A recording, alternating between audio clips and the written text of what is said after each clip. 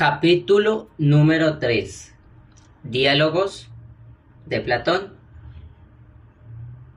Capítulo: Lisis o de la amistad. Sócrates, Hipotales, Gestipo, Meneses, Lisis. Sócrates. Iba de la academia al liceo por el camino de las afueras a lo largo de las murallas, cuando al llegar cerca de la puerta pequeña que se encuentra en el origen del Panopo, encontré a Hipotales, hijo de Hierónimo, y a Gestipo del pueblo de Peainé, en medio de un grupo numeroso de jóvenes. Hipotales, que me había visto venir, me dijo: ¿A dónde vas, Sócrates? ¿Y de dónde vienes? Vengo derecho, le dije, de la academia al liceo. ¿No puedes venir con nosotros?, dijo, y desistir de tu proyecto. La cosa, sin embargo, vale la pena. ¿A dónde y con quién quieres que vaya?, le respondí. Aquí, dijo, designándome frente a la muralla un recinto cuya puerta estaba abierta. Allá vamos gran número de jóvenes escogidos para entregarnos a varios ejercicios. Pero, ¿qué recinto es ese? ¿Y de qué ejercicios me hablas? Es una palestra, me respondió, en un edificio recién construido, donde nos ejercitamos la mayor parte del tiempo pronunciando discursos en los que tendríamos placer que tomaras parte. Muy bien, le dije, pero ¿quién es el maestro? Es uno de tus amigos y de tus partidarios, dijo. Es Micos. ¡Por Zeus! No, es un necio, es un hábil sofista. ¿Y bien, quieres seguirme y ver la gente que está allí dentro? Sí, pero quisiera saber lo que allí tengo que hacer y cuál es el joven más hermoso de los que allí se encuentran. Cada uno de nosotros, Sócrates, tiene su gusto, me dijo. Pero tú, Hipotales, dime, ¿cuál es tu inclinación? Entonces él se ruborizó. Hipotales, hijo de Hierónimo, le dije, no tengo necesidad de que me digas si amas o no amas. Me consta no solo que tú amas, sino también que has llevado muy adelante tus amores. Es cierto que, en todas las demás cosas, soy un hombre inútil y nulo, pero el Dios me ha hecho gracia de un don particular, que es el de conocer a primer golpe de vista el que ama y el que es amado. Al oír estas palabras, se ruborizó mucho más. Vaya, una cosa singular, Hipotales, dijo Gestipo, ¿te ruborizas delante de Sócrates y tienes reparo en descubrir el nombre que quieres saber, cuando por poco tiempo que permanezca cerca de ti se fastidiará hasta la saciedad de oírtelo repetir? Sí, Sócrates, nos tiene llenos y hasta ensordecidos con el nombre de Lisis, y, sobre todo, cuando se excede algo en la bebida. Se nos figura el despertar al día siguiente, estar oyendo el nombre de Lisis, y todavía es disimulable cuando solo lo hace en prosa en la conversación, pero no se limita a esto, sino que nos inunda con sus piezas en verso, y lo intolerable es el oírlo cantar en loor de su querido con una voz admirable. Sin embargo, nos precisa a escucharle y ahora viene ruborizándose al oír tus preguntas. Es Lisis, le dije. Es muy joven a mi entender. Supongo esto porque el nombrarlo tú no he podido recordarlo. En efecto, solo se conoce con el nombre de su padre, que todos saben quién es, pero debes conocerlo de vista, porque para esto basta haberlo visto una vez. Dime, ¿de quién es el hijo? Es el hijo mayor de Demócrates, del pueblo de Exonea. Tus amores, Hipotales, son nobles y te honran en todos conceptos, pero explícate ahora cómo lo hacías delante de tus camaradas, porque quiero saber si conoces el lenguaje que conviene tener sobre amores delante de la persona que se ama, ya estando solos, ya estando delante de otras personas. Sócrates me dijo, ¿crees todo lo que te ha referido Gestipo? ¿Quieres decir que no amas al que has citado? No, dijo, pero no he hecho versos ni escrito nada sobre mis amores. Ha perdido el buen sentido, dijo Gestipo. Divaga y está fuera de sí.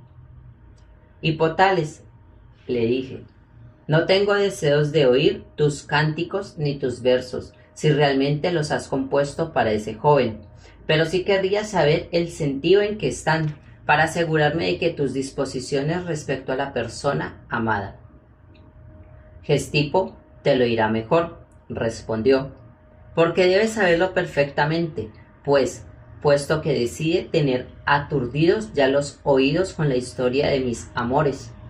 Sí, por los dioses, exclamó Gestipo, lo sé perfectamente y es cosa sumamente graciosa, Hipotales.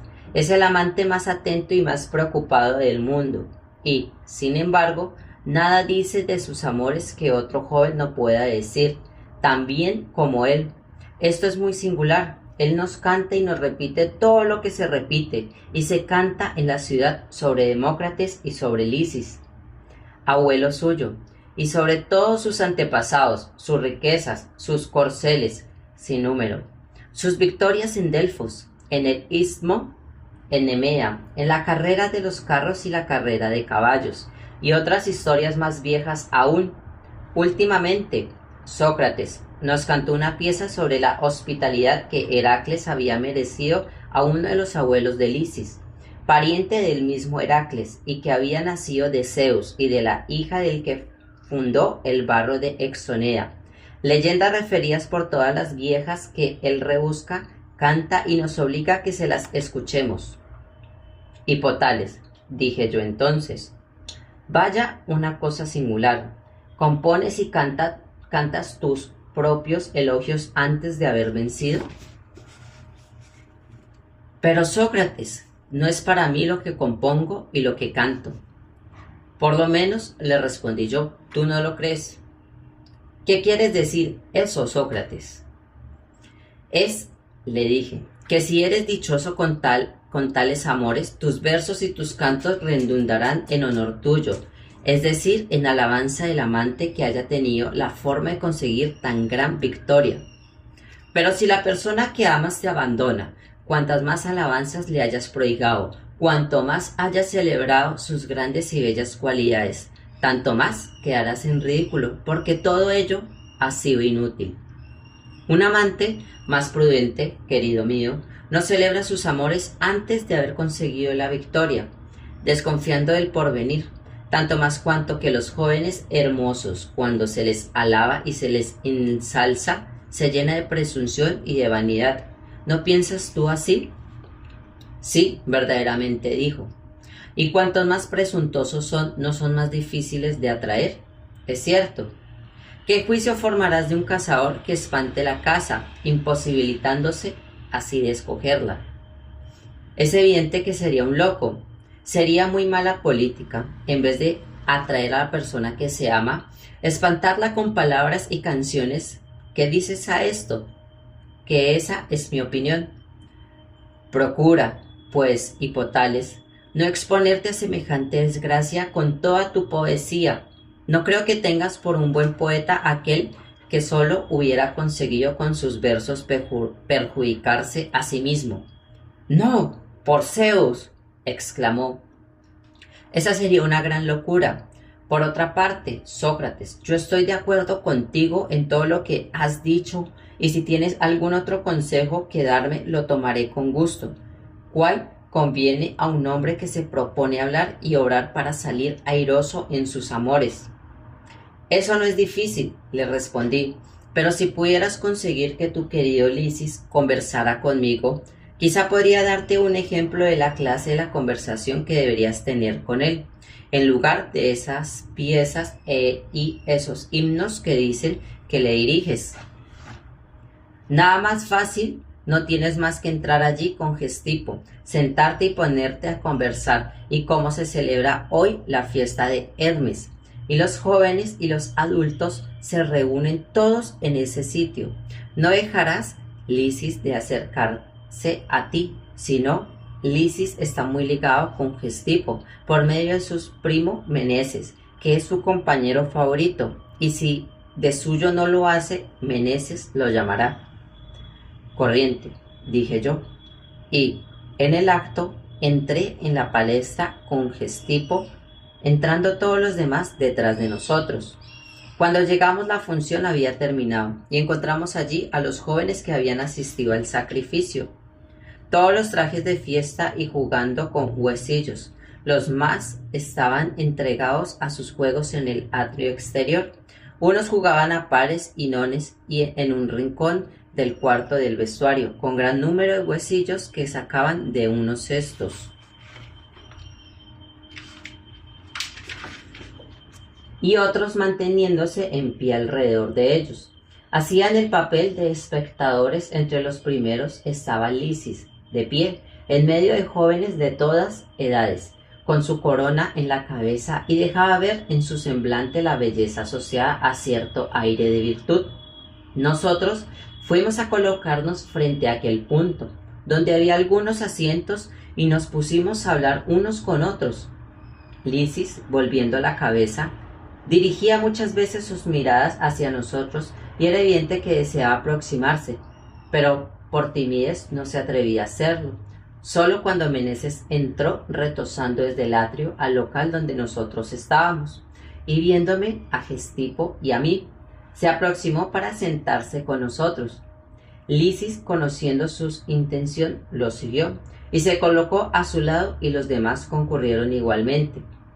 Hipotales, advirtiendo entonces que el grupo en torno nuestro engrosaba, vino a su vez ocultarse detrás de los otros, puesto de pie y colocando de manera que pudiese ser visto por Lisis, por temor de serle importuno. En esta actitud escuchó nuestra conversación. Me dirigí a Meneses y le dije: hijo de Demofón, ¿cuál de vosotros dos es de más edad? No estamos de acuerdo en este punto, dijo. ¿Disputáis también acerca de cuál es el más noble? Sí, ciertamente. ¿También disputaréis sobre cuál es el más hermoso? Ambos se echaron a reír.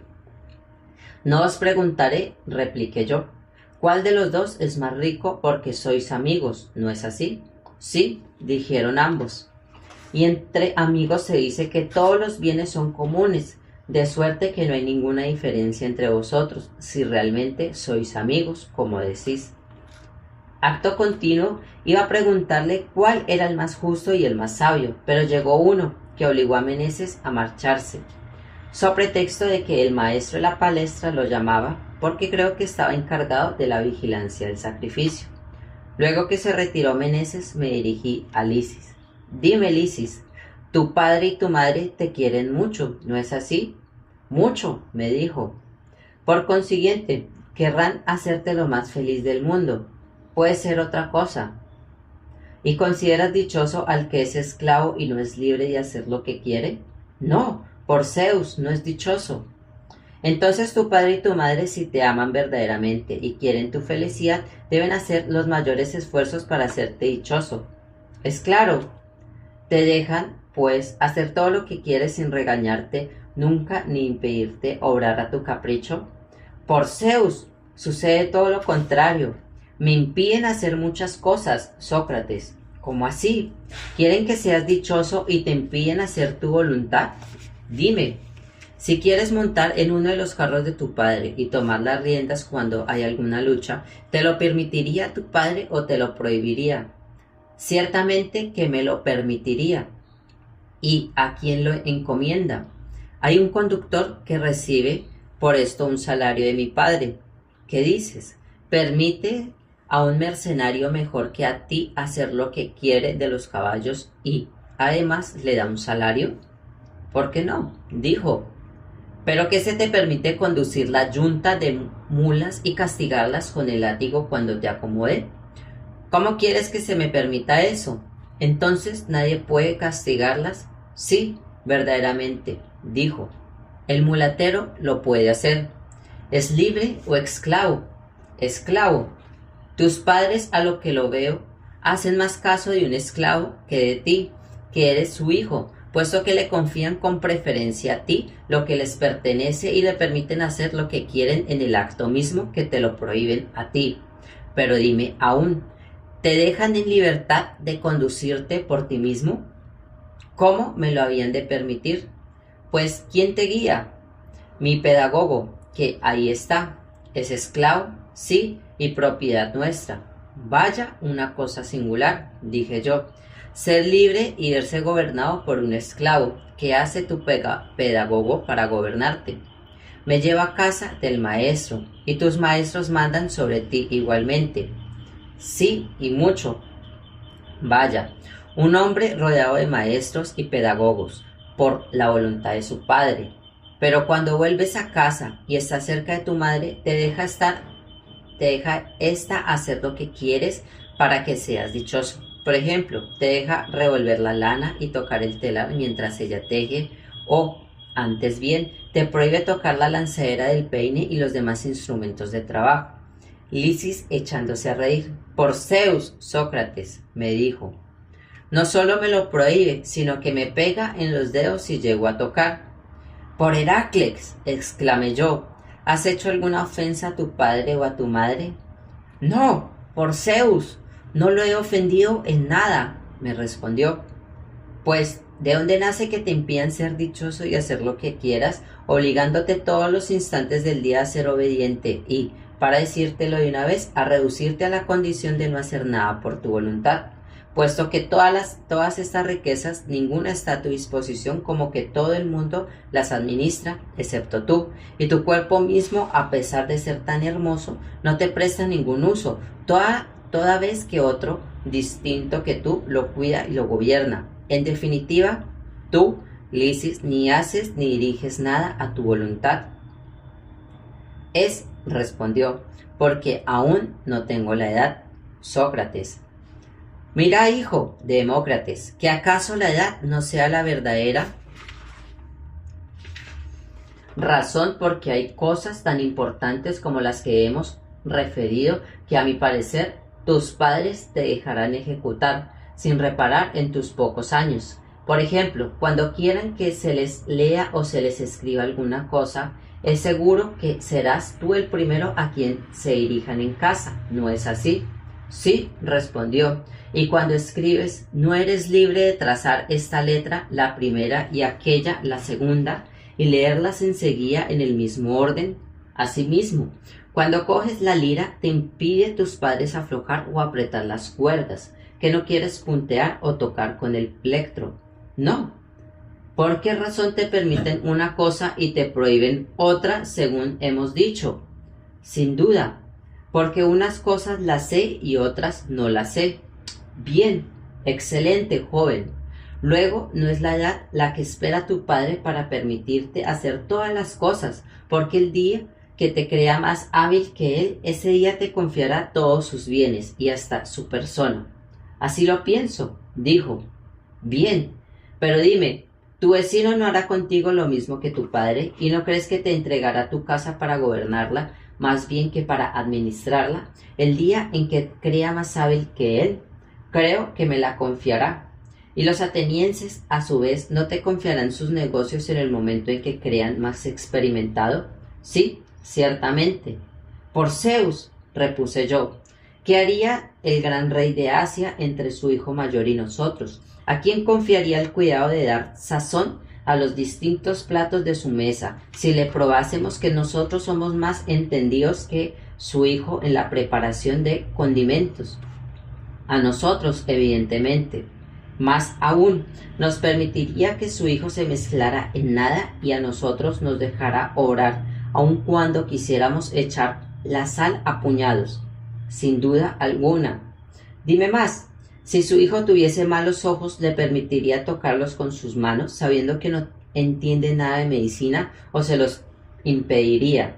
Se lo impediría.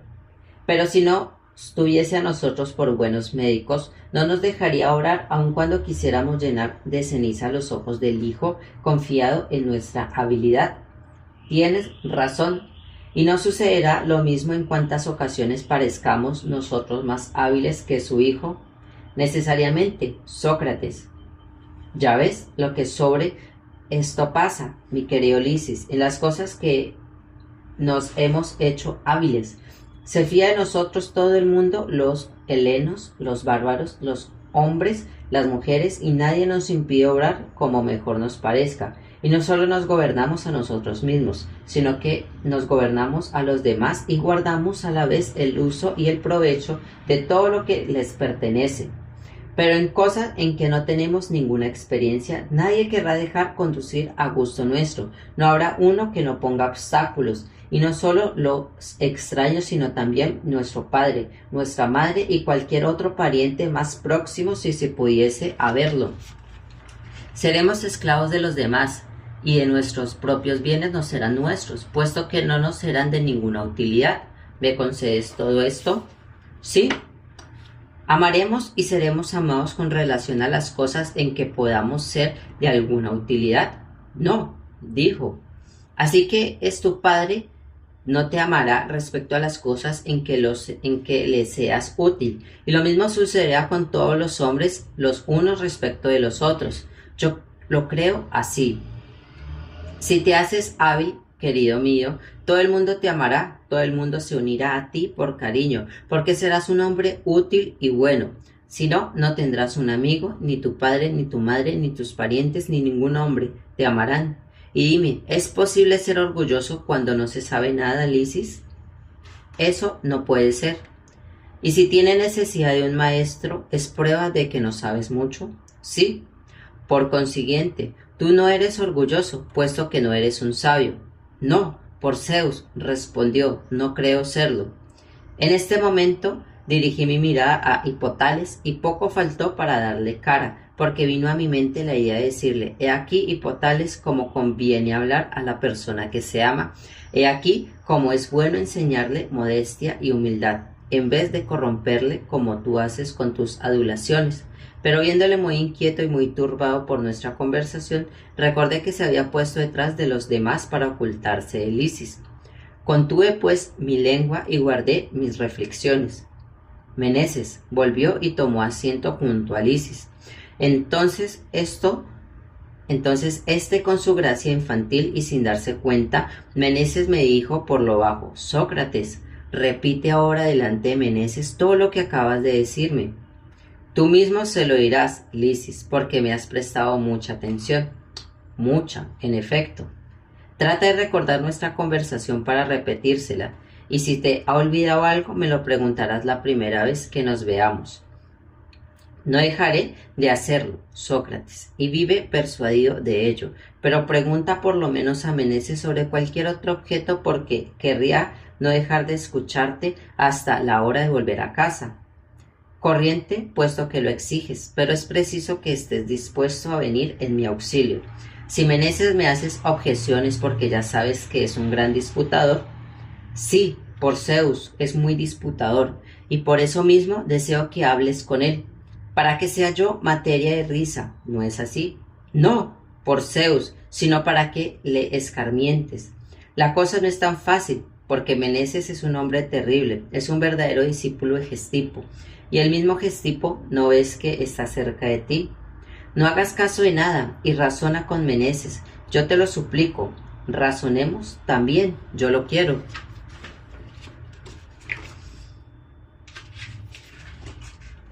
Como cuchicheábamos entre nosotros, Gestipo dijo, ¿por qué habláis bajo y no os hacéis partícipes de la conversación? Todo lo contrario, se os va a dar parte porque hay una cosa que Lisis no comprende y sobre la que quiere que yo interrogue a Meneses, que le entenderá mejor, según dice. ¿Por qué no preguntarle? Es lo que voy a hacer. Meneses, dije yo entonces, responde, te lo suplico, a la pregunta que voy a hacer. Hay una cosa que yo deseo desde mi infancia, así como cada hombre tiene sus caprichos. Uno quiere tener caballos, otros perros, otro oro, otros honores. Para mí todo es indiferente y no conozco cosa más envidiable en el mundo que tener amigos. Y querría más tener un buen amigo que la mejor codorniz, el mejor gallo y, lo que es más, por Zeus, el más hermoso caballo y el más precioso perro del mundo. Sí, por el Can. Yo preferiría un amigo a todo el oro de Darío, y a Darío mismo. Tan apetecible y tan digna me parece la amistad. Y me llama la atención una cosa, y es que siendo Lisis y tú tan jóvenes, hayáis tenido la fortuna de adquirir tan pronto un bien tan grande.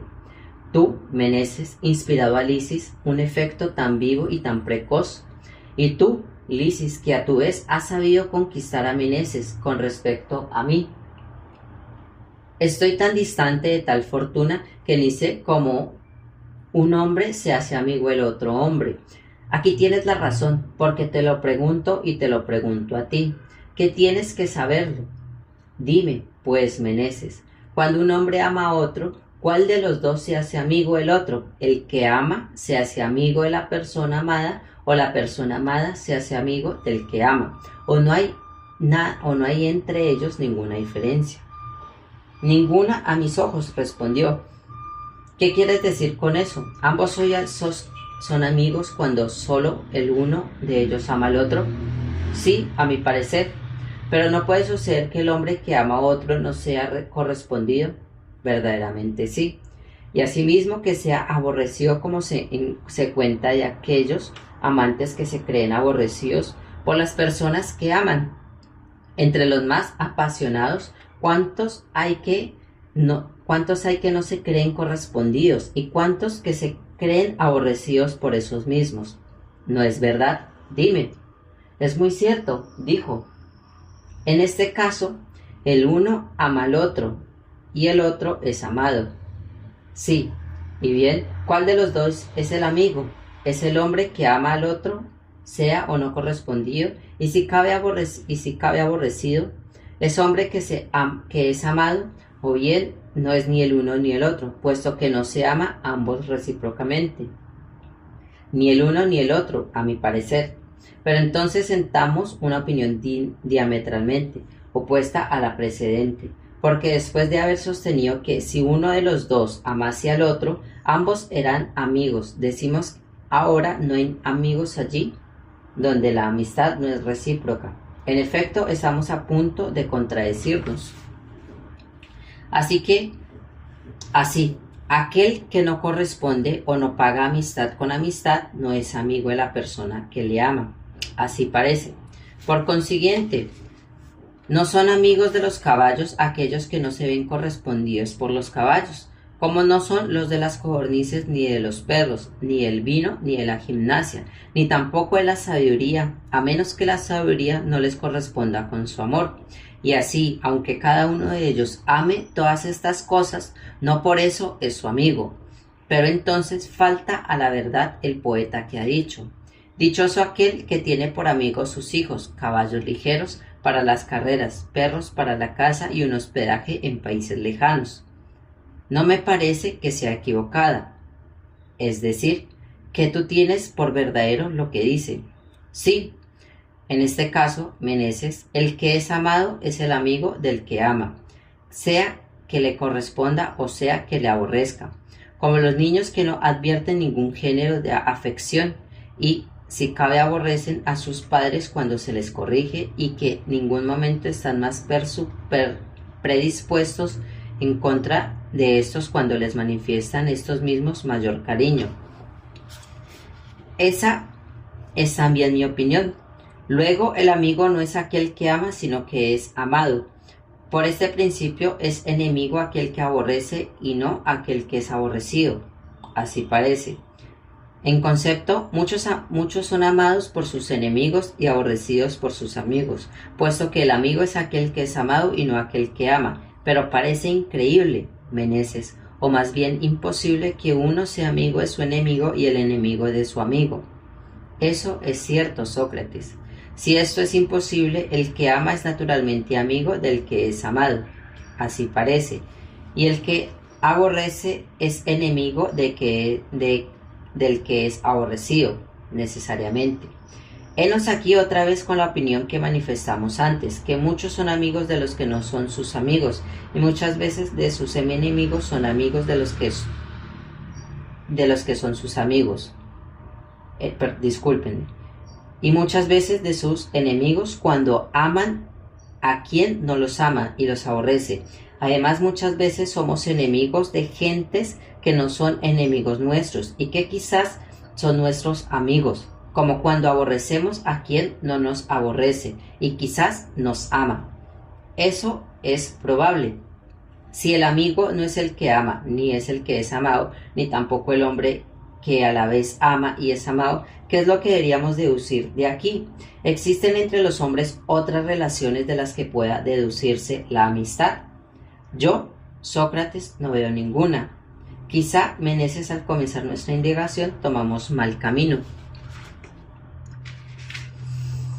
Así es, Sócrates, exclamó Lisis, ruborizándose al pronunciar esta palabra, que me pareció habérsela escapado en efecto a la mucha atención que prestaba a lo que estábamos diciendo, y que se le advertía claramente en su semblante, queriendo pues dar alguna tregua a Meneses, encantado como estaba yo del deseo de instruirse que manifestaba Lisis. Emprendí con la conversación. Lisis, le dije, creo que tienes razón y que si hubiéramos dirigido mejor nuestra indagación no nos habríamos extraviado como ha sucedido. Dejémonos pues este camino, porque para mí una indagación se parece a una especie de camino. Vale más volver al que los poetas nos han abierto, porque estos, hasta cierto punto, son nuestros padres y nuestros guías en cuanto a sabiduría. Quizás no han hablado a la ligera cuando han dicho con motivo de la amistad que es Dios mismo, el que hace los amigos y el que atrae los unos hacia los otros. He aquí, poco más o menos a mi entender, cómo se le explican. Un Dios conduce el semejante hacia su semejante y se lo hace conocer. ¿No hice nunca este dicho vulgar? No, dijo, pero no ignoras la opinión de los sabios que han dicho en los mismos términos, poco más o menos que es de toda necesidad que lo semejante sea amigo de lo semejante. Probablemente son lo mismo que han escrito y razonado sobre la naturaleza y sobre el universo. Tienes razón, respondió, pero dime, ¿han dicho la verdad? Quizá la mitad de la verdad, y quizá la verdad toda entera, respondí a mi vez, pero nosotros no la comprendemos. El hombre malo se nos figura que es enemigo de otro hombre malo, y es tanto más malo cuanto más se atraen y se aproximen, porque se encuentran más facilidad de causarle daño. Es imposible que los seres dañinos y los que están expuestos a sus tiros puedan jamás hacerse amigos. ¿Es esta tu opinión? Sí, verdaderamente. He aquí, ya que la mitad de lo que dices, esos sabios, es una falsedad, porque el hombre malo es semejante al hombre malo. Eso es cierto, pero quizás han querido decir que los hombres de bien no son semejantes a los hombres de bien y son amigos entre sí, mientras que los malos, como se han pretendido también, no se parecen en manera alguna ni entre ellos ni en sí mismos, porque son mudables y variables. En este caso, puede sorprender que lo que es diferente de sí mismo no se parezca nunca nada ni sea amigo de nada. Y aquí lo que yo creo. ¿Y tú? Yo lo mismo. Por lo tanto, mi querido amigo, esto es probablemente lo que significan estas palabras, que lo semejante es amigo de lo semejante, que equivale a decir que solo el bueno es amigo del bueno y que el malo es incapaz de una amistad verdadera, ni con el hombre de bien ni con el otro malo. ¿Me concedes esto? Lo concedió. Ahora ya sabemos quiénes son los verdaderos amigos, porque de este razonamiento resulta que los verdaderos amigos son los hombres de bien. Ese es mi dictamen, respondió. Y el mío, repliqué yo. Pero encuentro, sin embargo, alguna dificultad. Veamos, pues, por Zeus, y comprobemos mis sospechas. Lo semejante es el amigo de lo semejante, en tanto que es semejante y que al título de tal es inútil, o más bien, examinemos la cosa desde el otro punto de vista. Lo semejante ofrece a su semejante alguna ventaja que no pueda sacar de sí mismo, o causarle un daño que no pueda de suyo experimentar, o de otra manera. Lo semejante puede esperar de su semejante alguna cosa que no pueda esperar igualmente de sí mismo. Si así es, ¿para qué seres semejantes han de aproximarse el uno al otro, no viendo sacar de ello ninguna utilidad? ¿Es esto posible? No, es imposible. Y el hombre que no habrá necesidad de buscar será nunca un amigo, de ninguna manera. Pero si el semejante no puede ser amigo del semejante, quizás el bueno será amigo del bueno, no en tanto que el semejante, sino que en tanto que bueno. Quizá, sí, pero el bueno no se basta a sí mismo, en tanto que bueno, sin duda. ¿Y el que se basta a sí mismo tiene necesidad de ningún otro? No. No teniendo necesidad de nadie, no buscará a nadie. En efecto, si no buscará a nadie, no amará a nadie. No, ciertamente. Y si no ama a nadie, él mismo no será amado. No lo creo. Como los buenos pueden ser amigos de los buenos cuando estando los unos separados de los otros, no se desean mutuamente, puesto que se bastan a sí mismos y que estando los unos inmediatos a los otros no sirven para nada, recíprocamente. ¿Cuál es el medio de que tales gentes se puedan estimar entre sí? Imposible, dijo. Pero si no se estiman, ¿no serán amigos? Dices verdad. Mira, Lisis, el chasco que nos hemos llevado. ¿No ves ahora que nuestro engaño ha sido completo? Pues ¿cómo? He oído en una ocasión cierta palabra que ahora recuerdo y son que lo semejante es lo más hostil posible lo semejante y los hombres de bien lo más hostiles de los hombres de bien. El que me lo decía tomaba por testigo a Hesíodo y citaba el verso: el alfarero es por envidia enemigo del alfarero, el cantor del cantor y el pobre del pobre. Y añadía que en todas las cosas los seres que se parecen más son los que más envidiosos, los más rencorosos y los más hostiles entre sí, mientras los que más se diferencian son necesariamente más amigos. El pobre lo es del rico, el débil del fuerte, a causa de los socorros que esperan, como lo es enfermo del médico. El ignorante por la misma razón busca y ama al sabio. La misma persona sostenía su tesis con abundancia de razones, diciendo que tan distante está que lo semejante sea amigo de lo semejante, que sucede todo lo contrario, puesto que todo ser desea no el ser que se le parece, sino el que es opuesto a su naturaleza. Así lo seco es amigo de lo húmedo, lo frío de lo caliente, lo amargo de lo dulce, lo agudo de lo obtuso, lo vacío de lo lleno de lo vacío, y así todo lo demás, porque lo contrario ofrece un aliento a su contrario, mientras que lo semejante nada puede aprovechar de lo semejante. Y esto lo sostenía con mucha soltura y lenguaje agradable. ¿Qué juicio formaríais vosotros dos? Para mí, la tesis tiene cierto aire de exactitud. Diremos absolutamente que lo contrario es amigo de lo contrario. Sí, también yo lo digo, Meneses, pero no tiene esta opinión por muy singular. Y no ves levantarse contra nosotros sobre la marcha a estos adversarios ardorosos y hábiles que van a preguntarnos si la amistad es lo más contrario posible al aborrecimiento. ¿Qué le respondemos? No veremos forzados a confesar que tienes razón. Necesariamente nos dirán entonces, es cierto que el oído es amigo de la amistad, o la amistad amiga del oído. Ni lo uno ni lo otro. Y el justo es amigo del injusto, el moderado del inmoderado, el bueno del malo. Yo no lo creo. Me parece, sin embargo, que si la desemejanza engendrase la amistad, estas cosas contrarias deberían ser amigas, necesariamente. Por consiguiente, lo semejante no es amigo de lo semejante, ni lo contrario el amigo de lo contrario. No es posible. Pasemos a otro punto, puesto que la amistad no se encuentra en ninguno de los principios que acabamos de examinar. Veamos si lo que no es bueno ni malo podría ser por causalidad el amigo de lo que es bueno. ¿Qué quieres decir con eso? Por Zeus. Yo ya no sé qué decir porque experimentando una especie de vértigo al ver la incertidumbre de nuestros razonamientos, creo ver también, conforme al antiguo adagio, que la amistad reside quizás en la belleza, pero nuestro objeto es como los fantasmas, delicados, ligeros e incoercibles, y he aquí porque tenemos tanta dificultad en deslindarle. En fin, Digo que lo bueno es bello. ¿Y tú qué piensas? Yo lo creo también. Asimismo digo, por adivinación, que es lo que no es ni bueno ni malo, es amigo de lo bueno y de lo bello.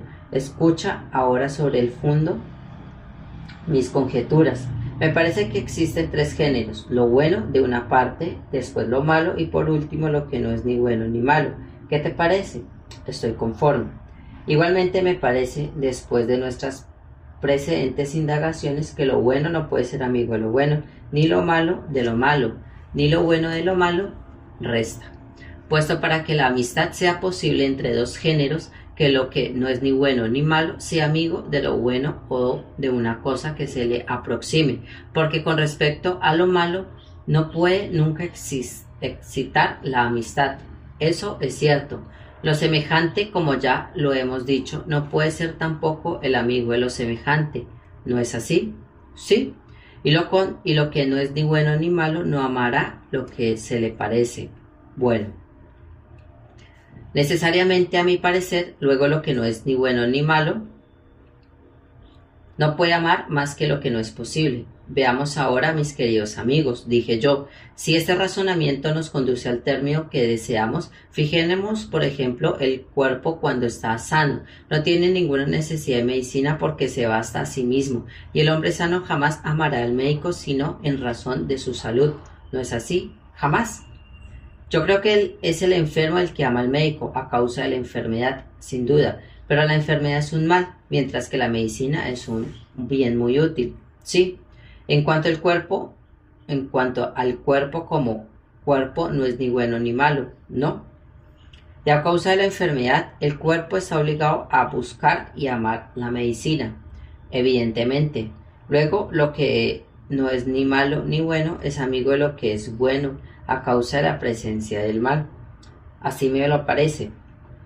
Pero evidentemente, si es amigo de lo bueno, es antes que la presencia del mal le haya hecho malo, porque si el cuerpo estuviese malo, jamás desearía ni amaría lo bueno, por la improbabilidad reconocida ya por nosotros de que lo malo pueda ser amigo de lo bueno.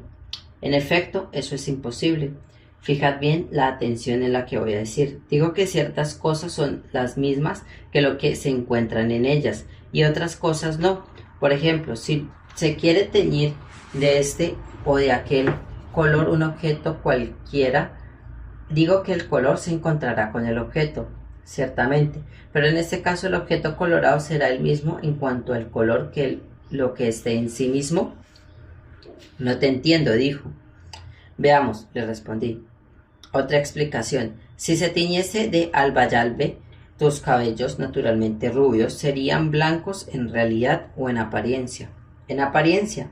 Sin embargo, la blancura se encontraría en los cabellos, sí, y no por eso serían blancos, de suerte que en este caso, a pesar de la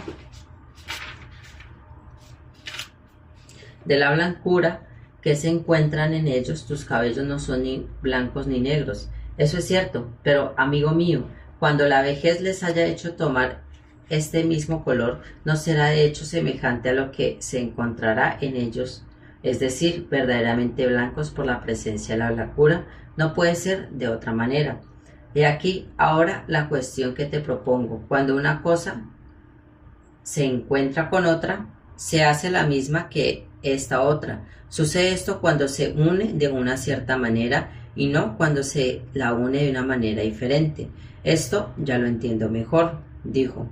Así pues, lo que no es ni bueno ni malo puede no hacerse malo por la presencia del mal, como puede hacerse. Sí, ciertamente.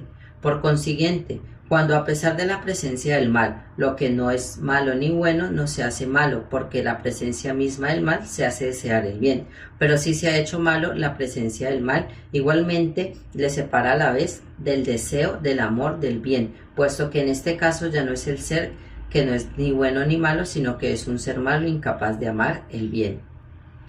En efecto, conforme a esto, podríamos decir que los que son ya sabios sean dioses u hombres, o no puedan amar la sabiduría, así como no pueden amarla los que a fuerza de ignorar el bien se ha hecho malos, porque ni los ignorantes ni los malos aman la sabiduría. Restan aquellos que no están estando absolutamente exentos ni del mal ni de ignorancia, no están sin embargo pervertidos hasta el punto de no tener conciencia de su estado y que son capaces de dar razón de lo que no saben. Estos, que no son ni buenos ni malos, aman la sabiduría, mientras que los que son del todo buenos o del todo malos no pueden amarla. En efecto, hemos demostrado antes que lo contrario no es amigo de lo contrario ni lo es semejante de lo semejante. Lo recordaréis perfectamente. Creo que ahora, Lysis y Meneses, hemos descubierto más claro que nunca lo que es el amigo y lo que no lo es. Diremos pues que con relación al alma, con relación al cuerpo, por todas partes, en fin, lo que no es ni bueno ni malo es amigo de lo que es bueno a causa de la presencia del mal. Ambos lo confesaron y convinieron en que sí era absolutamente. Yo mismo me consideré dichoso en que me di por satisfecho como el cazador que asegura su presa. Mas después yo no sé cómo concebí una terrible sospecha de que no habíamos descubierto la verdad y cómo de repente turbado dije: «Ah, Lysis y Meneses, gran riesgo corremos de lo que dicho no es más que un preciso sueño». «¿Por qué?», me preguntó Meneses.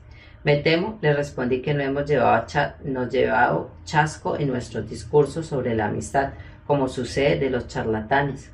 «¿Cómo?». «Lo vamos a ver pronto, que el que ama alguna cosa o no necesariamente alguna cosa. La ama por nada y en vista de nada, o la ama por algo en vista de alguna cosa. Por alguna cosa seguramente y en vista de alguna cosa. Y esta cosa en vista del que ama, la ama o bien no es amiga ni enemiga suya». «No puedo seguirte», me dijo. «Tienes razón. Quizá comprendieras más fácilmente de otra manera, si yo mismo sabré también mejor lo que quiero decir. El enfermo, como ya dijimos antes, es amigo del médico, ¿no es así?». «Sí». «Si ama al médico a causa de la enfermedad y en vista de su salud». «Sí, pero la enfermedad es un mal». «¿Cómo no? ¿Y la salud es un bien o un mal?».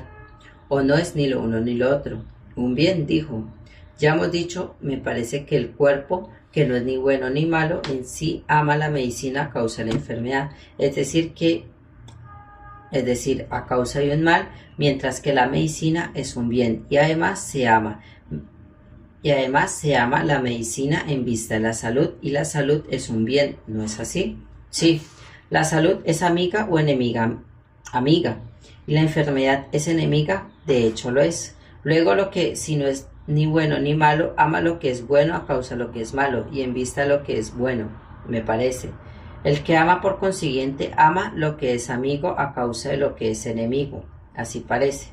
Bien, pero ahora, queridos míos, tengamos cuidado de no dejarnos engañar. No insisto sobre este punto de que el amigo se ha hecho el amigo del amigo, y lo semejante amigo de su semejante. Por más de lo que creyéramos imposible, examinemos más bien si hay algún error de lo que acabamos de sentar. La medicina, hemos dicho que se la ama en vista de la salud. Sí. Luego se ama la salud seguramente, y si se ama es en vista de alguna cosa, sí, de alguna cosa que también se ama para ser felices en nuestras premisas, sin duda. ¿Y se amará esta cosa a su vez en vista de alguna otra que también se ame? Sí, prosiguiendo y así indefinitivamente. Es necesario que lleguemos a un principio que no suponga ninguna otra cosa amada, a un primer principio de amistad, el mismo en cuya virtud decimos que amamos todas las demás cosas, necesariamente.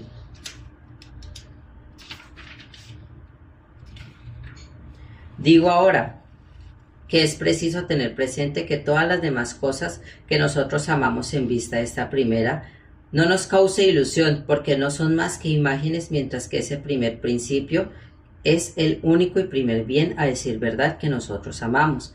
Y aquí como es un precio entenderlo. Cuando sea un gran valor a una cosa, como un padre que prefiere a un hijo, por ejemplo, a todos los demás bienes, no habrá otro objeto al que este padre dé también un gran valor como resultado de su amor al hijo. Si le dicen que su hijo bebió la cicuta, no dará un gran valor al vino si cree que el vino pueda salvarle, ciertamente. No se le dará también la vasija que contenga el vino, seguramente. No hará entonces más caso una copa de barro o 3 medidas de vino que de su hijo. Y así es preciso decir que lo que amamos no son estas cosas que buscamos en vista de otra, sino que amamos estas cosas mismas en cuya vista ansiamos de las otras cosas. Y aunque se le diga que amamos el oro y el dinero, nada hay menos verdadero, porque lo que amamos es aquello que en cuya vista damos valor al oro y al dinero y a otros bienes igualmente. ¿No es cierto esto? Muy cierto. Y apliquemos este razonamiento a la amistad. Y digamos que todas las cosas que llamamos amigas y amándolas en vista de otras cosas no merecen este nombre. No hay más amigo que ese principio a que se refieren todas nuestras pretendidas amistades.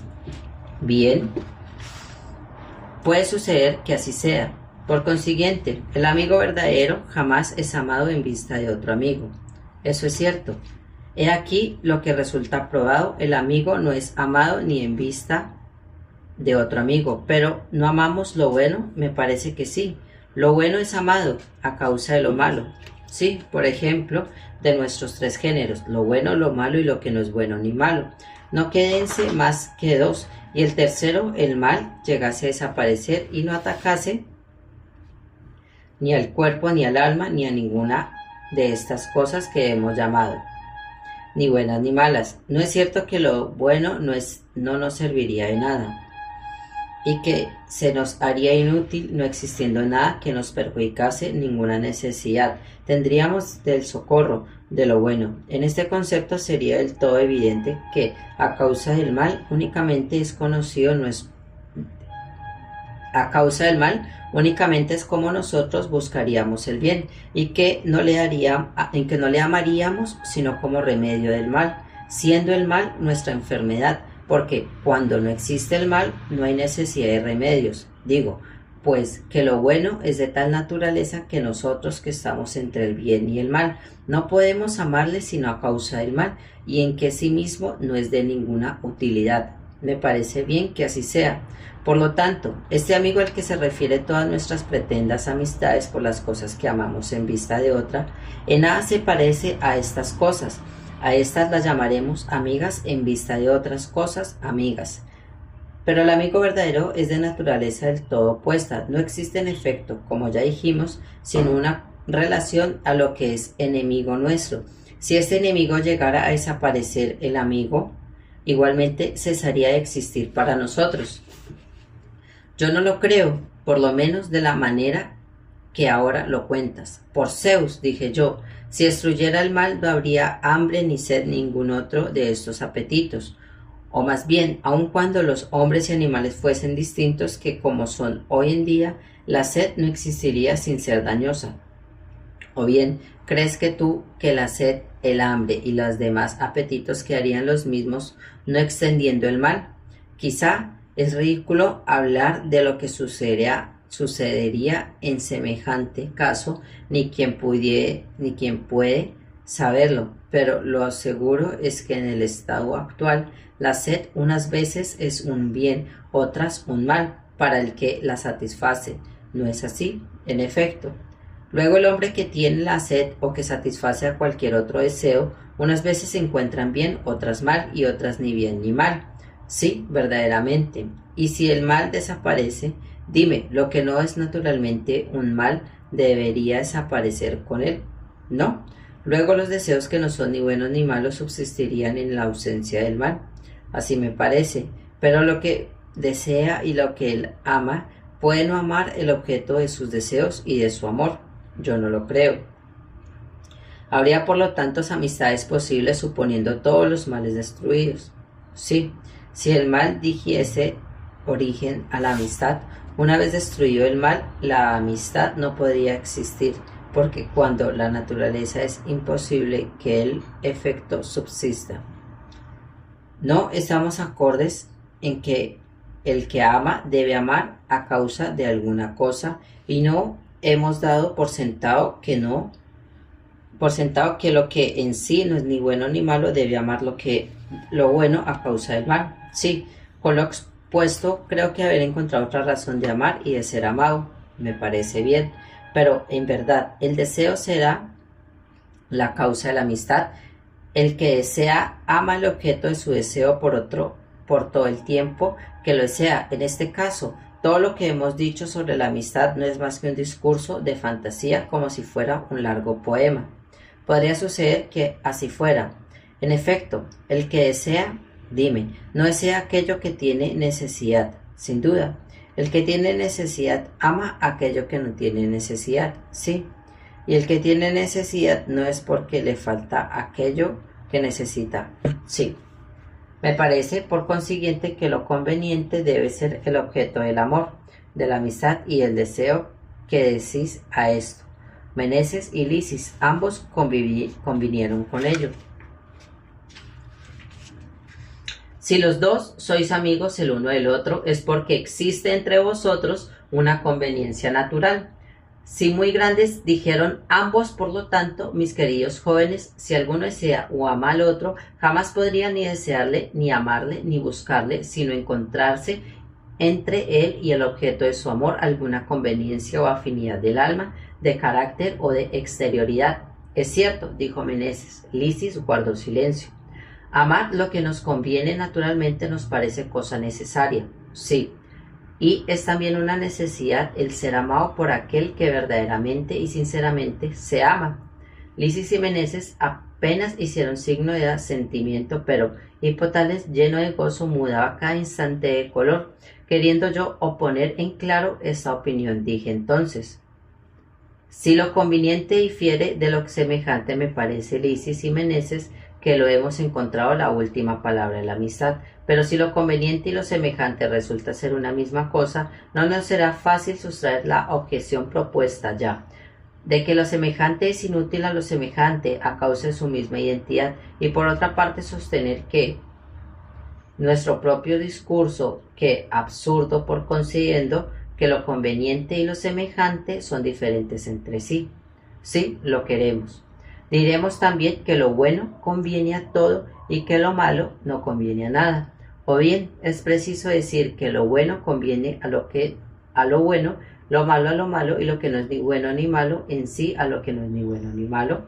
Ellos estuvieron conformes en cada uno de estos géneros conveniences con el suyo respectivo. He aquí, mis queridos jóvenes, que hemos vuelto a las primeras opiniones sobre la amistad, las que ya hemos rechazado porque lo injusto se hace amigo de lo injusto, como lo malo de lo malo, lo bueno de lo bueno. En efecto, pero que si lo bueno y lo conveniente no son más que una misma cosa, solo lo bueno puede ser amigo de lo bueno, seguramente. Creo que hemos refutado ya esto, ¿no nos acordáis? Nos acordamos. Entonces, ¿para qué razonar más? No es claro que a nada conduce. Me limitaré, pues, como hacen los abogados hábiles a sus defensas, a resumir todo lo que hemos dicho. Si el amigo no es el que ama, ni el que es amado, ni el semejante, ni el contrario, ni lo bueno, ni lo malo, ni ninguna de las demás cosas, ¿a qué hemos pasado revista? Porque por su mucho número no puedo recordarlas todas sin ninguna de estas cosas. Repito, es el amigo entonces. Nada tengo que decir en este acto. Me vino la idea de provocar a alguno de más edad, pero en el mismo momento, dirigiéndose a nosotros como demonios, los pedagogos de Lisis y Meneses, con los hermanos de estos, los llamaron para volver a casa porque era ya tarde. Desde luego, todos los que estábamos allí presentes quisimos retenerlos, pero bien pronto, sin hacer aprecio a nosotros, se pusieron furiosos y continuaron llamándolos a los jóvenes en su lenguaje semibárbaro. Y como parecía que habían bebido con algún exceso a causa de las fiestas y no estaban por lo tanto en disposición de escucharnos, seguimos al fin y cortamos la conversación. Cuando se marchaban, dije a Lisis y Meneses que nos habíamos puesto quizás en ridículo, ellos y yo, viejo como ya soy, porque los que presenciaron la conversación irán diciendo que pensábamos ser amigos y yo lo soy vuestro y no hemos podido descubrir lo que es el amigo. Y termina el capítulo número 3. Y les dejo una pregunta con sus amigos. ¿Quién es amigo y quién es el que ama? Una feliz mañana.